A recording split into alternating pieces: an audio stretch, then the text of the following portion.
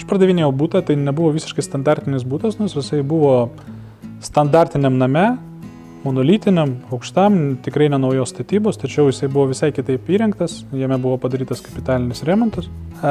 Ir brokeriai, su kuriais susitikinėjau prieš Tomą, labai stipriai bandė numušti kainą pačio būto. Tie brokeriai, kurie ateina, jie tiesiog netikė, kad gali parduoti brangiau, aš turėjau atsisakyti jų ir turėjau, ieškotis ir toliau, kalbėti su vis naujais. Atvažiavo Tomas ir kas man patiko, bendraujant su juo, jisai pasakė, taip, bus sunkiau parduoti tokį būtą, iš tikrųjų, nes jis ir kaina skiriasi, bet jisai turi ir visai kitokią vertę negu panašus būtai aplinkui ar aplinkiniuose namuose.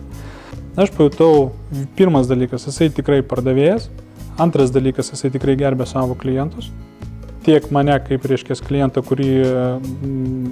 iš kurio, tarkim, jisai uždirba savo pinigus, tiek lygiai taip pat klientą, kuriem jisai pardavinėjo, nes aš dalyvavau ir apžiūrose kartu su juo. Ir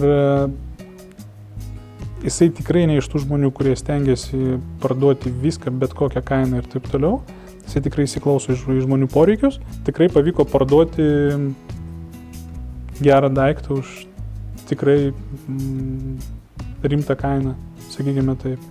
Netgi vertintojai, paskui galiu pasakyti, vertintojai pasakė, tai gerai, kad pardavėt, nes galėsim kažkiek kelti, jau pagal istoriją galėsim kelti ir kitų būtų pardavimo kainas.